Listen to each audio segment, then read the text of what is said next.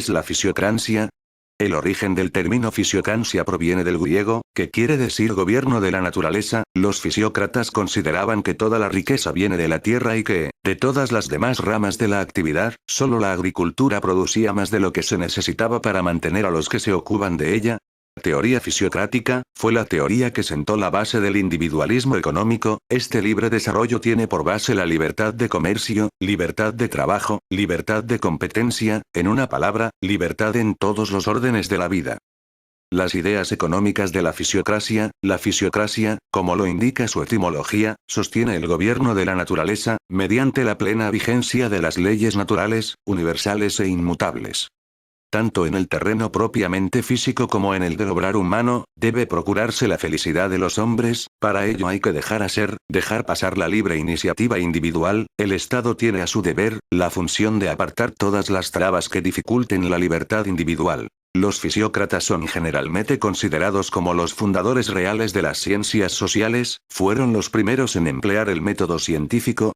El aporte de la teoría fisiócrata a la economía, esta teoría cooperó grandemente con el liberalismo económico y que además el liberalismo económico ayudaba a desarrollar las técnicas tecnológicas que colaboran con el crecimiento de la producción y el crecimiento y el desarrollo del comercio internacional. ¿En qué consiste el orden natural en la fisiocracia? La fisiocracia exige la propiedad, bajo tres formas. 1. La propiedad personal, el derecho de todo hombre a disponer de sus facultades físicas o intelectuales. 2. La propiedad mobiliaria, el disponer de los frutos de su trabajo. 3. La propiedad territorial, el heredero debía disponer de la tierra. Esto lo justificaban afirmando que era la retribución por haber mejorado y conservado el suelo durante las generaciones, y que era el mejor sistema para asegurar el mantenimiento. Mercantilismo. Se puede entender como un conjunto de políticas o ideas económicas que tenía como fundamento el mercado y decía que la verdadera riqueza de los pueblos estaba en la cantidad de oro o plata que pudiera acumular de su comercio con el resto del mundo. Para que esto sucediera impulsaban las exportaciones y limitaban las importaciones, aplicando políticas de tipo proteccionista. El mercantilismo se desarrolló en una época en la que economía europea estaba en transición del feudalismo al capitalismo, entre los siglos XVI, XVII y la primera mitad del siglo XVIII. Los principales precursores de estas ideologías no son personajes muy propios, pues encontramos ministros de Su Majestad, hombres de Estado, consejeros de príncipes, magistrados y abogados. El dinero y la riqueza. ¿Por qué razón dinero es sinónimo de riqueza? La respuesta de los primeros autores mercantilistas es simple: el dinero es riqueza porque es poder de compra. El dinero y la tasa de interés, por encima de todo, para los mercantilistas la abundancia de dinero tiene una ventaja indudable, permite la disminución del tipo de interés. Características del mercantilismo. Planteaba que la única forma de adquirir riqueza era mediante la acumulación de oro y plata, el Estado era quien debía planear esos metales preciosos. Aparece el concepto de balanza comercial, implicó el estudio de normas que regularan la actividad industrial y comercial, fomentó el crecimiento de la industria, suspensión de aranceles impuestos desde la Edad Media a los productores dentro de un mismo Estado.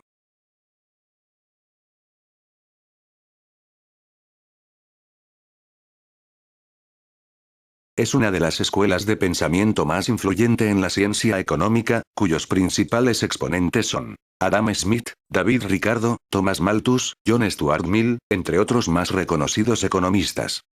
Considerada en el campo de la ciencia económica como la primera escuela de pensamiento económico moderno. Su comienzo se nota en 1776 con la publicación de la gran obra de Smith. Una investigación sobre la naturaleza y causas de la riqueza de las naciones. Se funda en un contexto capitalista, en el cual la revolución industrial provoca enormes cambios en una sociedad que aún asimilaba el cambio de un sistema feudal y entraba a un sistema de capitalismo de mercado.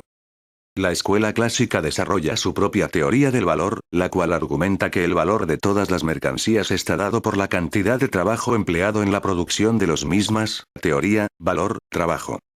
A través de esta teoría se pretende explicar la dinámica de los precios en una economía, en la cual los precios de mercado a largo plazo tienden a los precios naturales por el proceso de atracción gravitatoria del mercado o en términos de Smith, debido a la mano invisible. Esta teoría busca además el establecimiento de ganancia, salario y renta natural como fundamento de los precios naturales de las mercancías.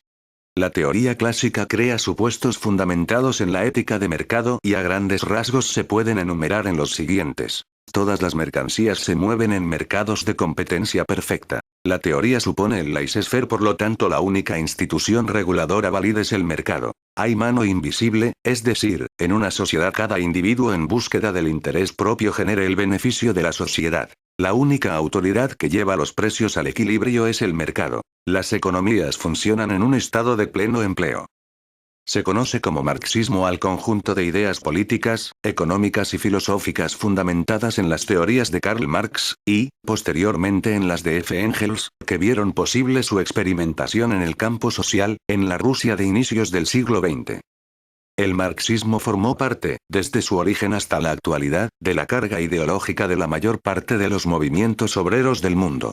Marx comenzó haciendo la crítica a la filosofía que lo precedió y que se había limitado a intentar explicarse el mundo cuando lo urgente era transformarlo. Las bases del marxismo están en las corrientes filosóficas que nacieron en la antigua Grecia, concretamente en las doctrinas de Heráclito y Epicuro, que sostienen que la materia es el único elemento de la naturaleza. A esta corriente se le llamó materialismo y se oponía a la doctrina del idealismo, que veía en la materia reflejo de la realidad, misma que era incognoscible para el hombre común y corriente. Marx y Engels, a su vez, rescatan el materialismo de Feuerbach y junto con la dialéctica de Hegel, reorientan la filosofía de su tiempo. Así, mientras Hegel afirmaba que el pensamiento creaba a la realidad, Marx sostenía que el pensamiento era solo lo material traducido a la mente del hombre. Para Marx el pensamiento y la conciencia son producto del ser humano, que es también un producto de la naturaleza. Engels redondeó la idea. No es posible la existencia de materia sin movimiento ni viceversa.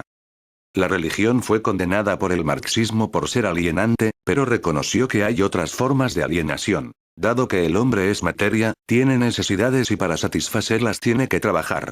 Cuando un hombre no disfruta del beneficio de su trabajo directamente, recibiendo el justo pago sin intermediarios, se aliena porque su trabajo no le pertenece a él, sino al dueño de la fábrica que compra su mano de obra y la revende con ganancia en cada producto que el trabajador genera.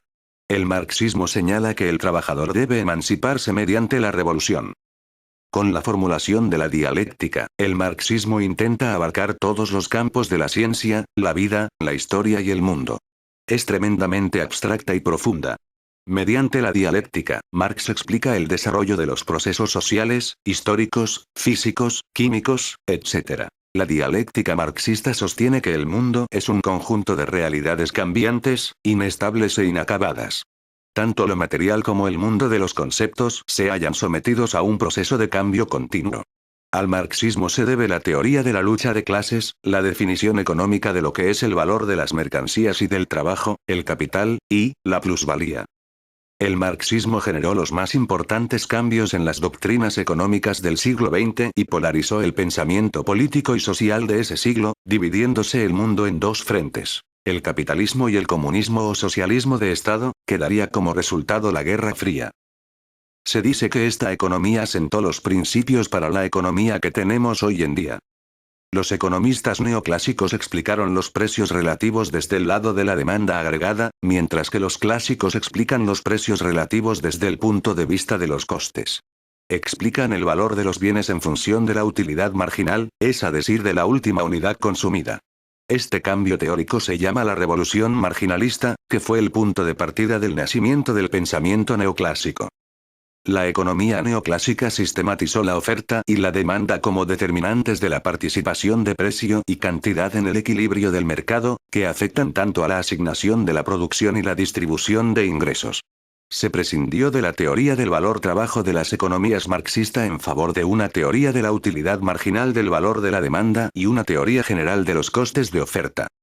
Se explican los precios de los productos, no teniendo en cuenta la intensidad para producir los bienes sino en función de las preferencias de los consumidores, así pudiendo obtener unidades adicionales de determinados productos.